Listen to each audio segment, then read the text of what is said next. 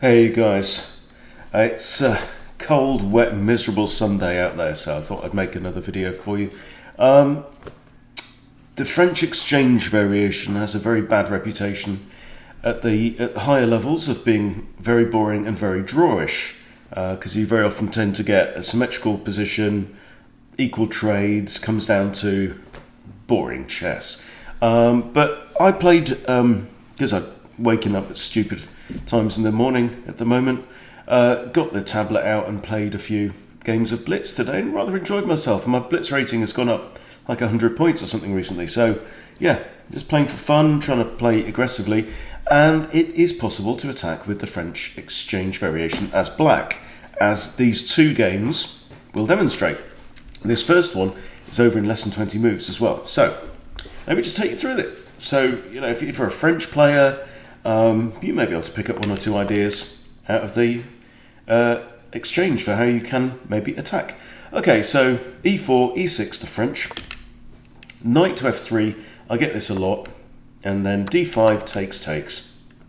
All right, so then if d4 comes, generally you'll put your knight there, bishop in front of the king, bishop in front of the king, and you've got this very boring setup. But here my opponent plays bishop b5, calls out for c6, which is a move that I often play anyway, defending the d4 pawn. Bishop retreats, knight to f6, castles. Okay, now bishop to d6, so I'm getting ready to castle here, and I figure that if either the rook or the queen move to e1 with check, I can just block with this bishop here. So the rook does come, and out comes the bishop. All right, so pretty solid position here. I've taken away this square from my knight, but my knight's going to come here and look after this guy, just in case the dark square bishop has got any ideas of coming out with a pin on the queen.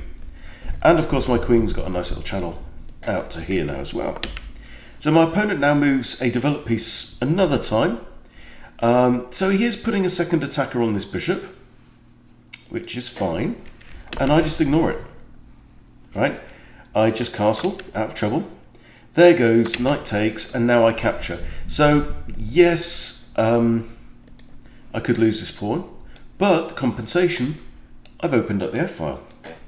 Will that prove useful? Rook takes, knight comes out to d7, knights are now paired up, rook retreats, and now my general idea in the French exchange is to line up queen and bishop on this diagonal and try and checkmate white. Okay, so again he moves a developed piece, so maybe he doesn't want to lose his bishop, but he's rather behind in development at this point. So now this is nifty little move, knight to e4. It creates a discovered attack on the bishop by my rook, and also I'm starting to look down at this position here. It also blocks off the rook, so we have bishop takes knight, knight takes bishop, and where's white's development? He ain't got none. Got no development, mate. Okay, so we have pawn to here, attacking the knight, but also, it has to be said, creating rather a juicy dark square diagonal right towards his king when I've got a queen on a dark square and I've got a dark square bishop. So I ignore the threat on the knight, because we are going in for the kill. Right, now this isn't checkmate. Well, it's not checkmate if he takes the knight, but he's even got king f1. So I'm saying go on, I dare you, take it, take the knight, right? Because if he takes the knight, I capture here with my queen. And my rook is covering this entire thing, so that would actually be checkity mate,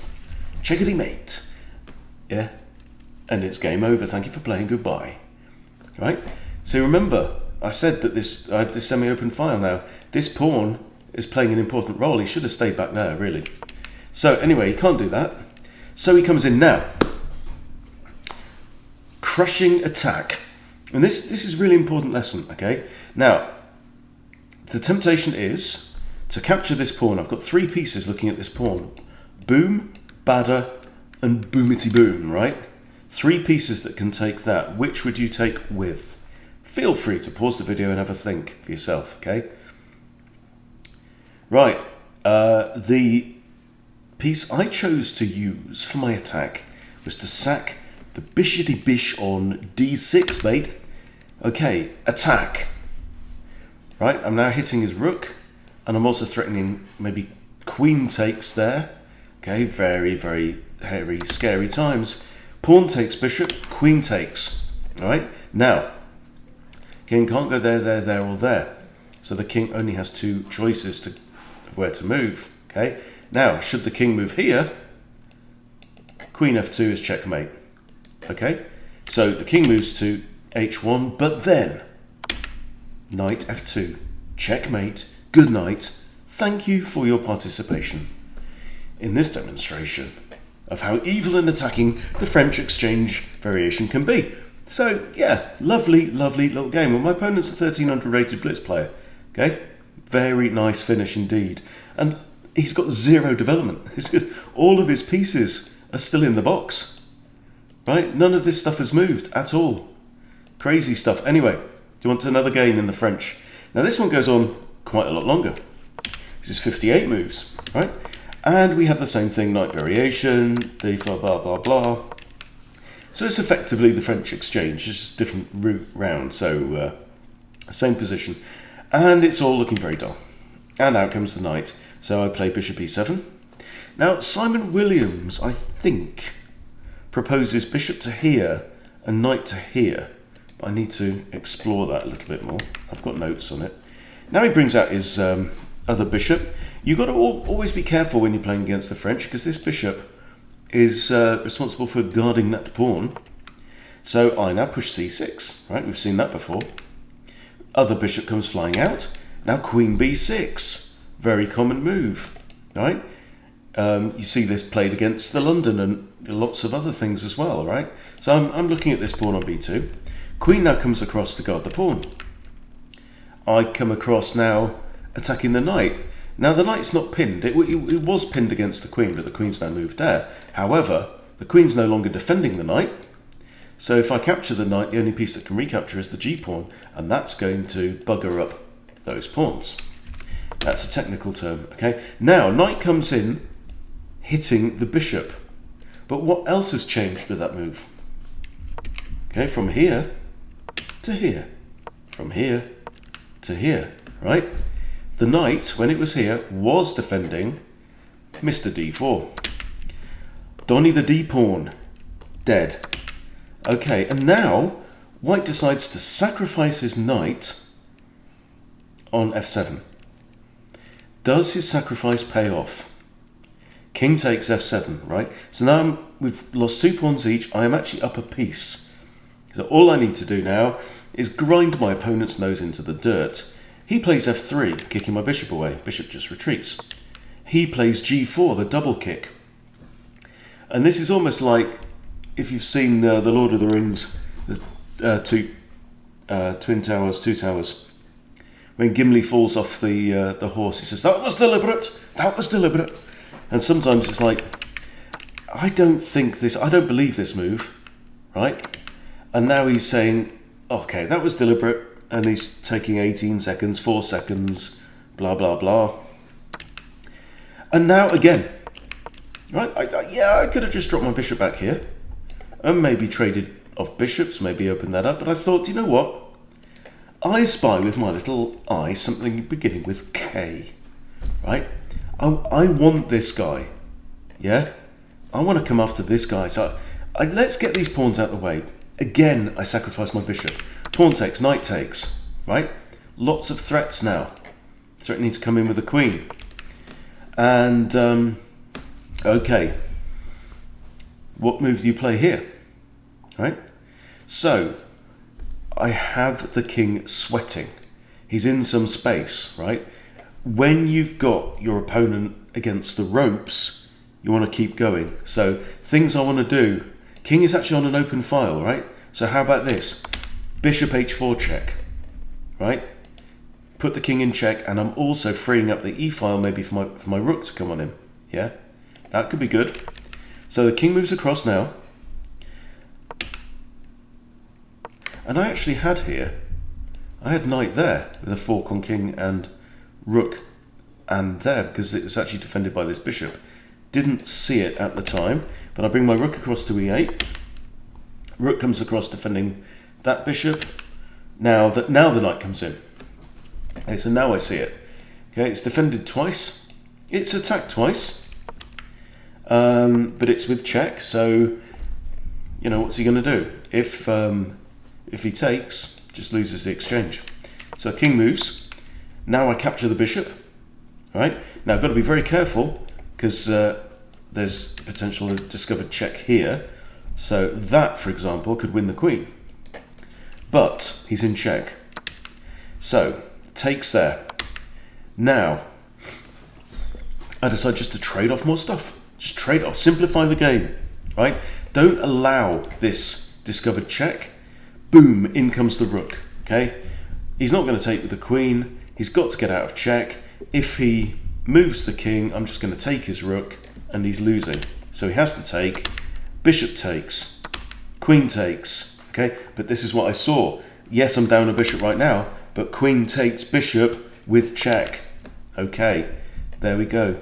Quite proud of being able to see some of these tactical combinations now in a 5-minute game. Not a bad thing. King moves onto there. Queen takes h2, check again, right? So now I'm up 3 pawns. So all I need to do is simplify things, okay? That's why the game goes on a bit longer. So move the knight. I've got to activate this rook, okay?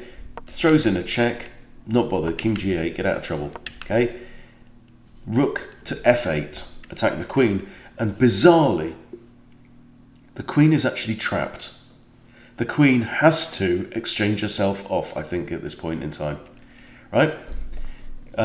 If the queen goes here, I can trade queens. If she goes here or here, I can trade queens. Can't stay anywhere on the f-file. Anywhere around here, my queen can grab white's queen. So the queen goes to e2. I trade queens off. Absolutely the right thing to do. I've got a 2-0 advantage on that side of the board. I've got a 4-3 advantage on the other side of the board. h6. Okay, now, tactic time. Tic-tacs. Okay, I've got a couple of options here. The rook is attacking my knight. The rook is also x-ray attacking the b7 pawn. Okay, what would you play? A couple of options here. One is knight to c5 check. Also defends the pawn. However, if the king just comes here, it's hitting the knight. What's the knight going to do? I guess the knight can come back to here with check, where it's still defended. That might be an idea. The move I played was rook f7, a bit simpler. So I'm attacking the rook.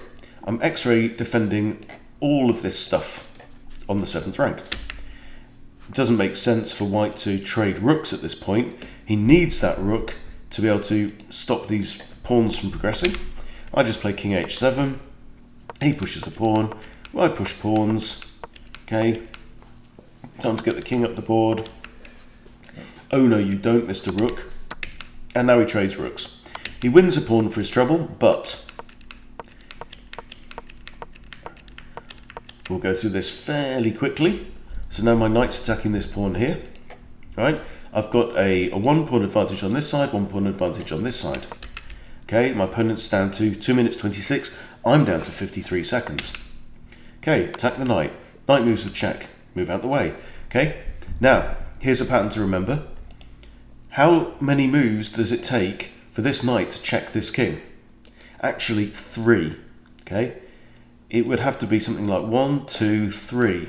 Okay, there's lots of different ways around it, but if you are 2 squares diagonally away from a knight, it actually takes the knight 2 jumps, right, to move 1 diagonal square, right?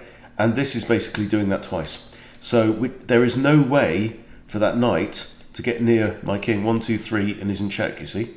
Okay, but it's 4 jumps. So I'm three moves away from check. So that knight is absolutely not a problem. Okay, king moves there. I push the pawn up, right? Now, it means the knight can take it, but what else is the knight doing? Yeah, look, knight's busy defending that as well. Knight takes pawn. And I've got 4 on 2 majority on the queen side. What do we do here? Do we trade knights? We certainly do. And now the king comes dashing in. Okay, king's coming into here. Now, white would want to come after this pawn, or this pawn, But if the moment he does, that pawn's diving up the board, okay? And it's like, I'm fine, have him, take him, I don't want him. Boom, queen. And we saw this actually in a game yesterday. Got to be very careful about cutting off your king's escape in this way. Queen comes in, I've got 31 seconds on the clock. King comes in, got to be very careful not to stalemate, okay? But he does have a couple of squares he can go to. Pawn there, queen there, check. If in doubt, give check. King to here, right? King c7. And now the king can't go there or can't go there. He can either play king there, or his only other legal move is that. Whichever he plays, it doesn't matter, because queen b6 is going to be checkmate. Nice finish with a queen against 2 pawns. And there you go. French exchange variation, at least at the intermediate level, not too boring after all. Maybe at the master level, when people really know what they're doing and play with complete accuracy, it's going to be dull and probably deserves its reputation. But at this level, nah, it's fine. Yeah, you can take any opening, right? And you can play attacking chess. So that's it. Enjoy it, you know? Enjoy it. I've been enjoying it. I've also been playing a bunch of Danish gambits again recently. Fallen back in love with the Danish gambit, at least in blitz. I don't know, might be worth pulling out in rapid again. Might be worth a thought. Alright guys, thanks for watching. French players, you know, don't be afraid of the exchange variation. It's all good fun. Right, see you later.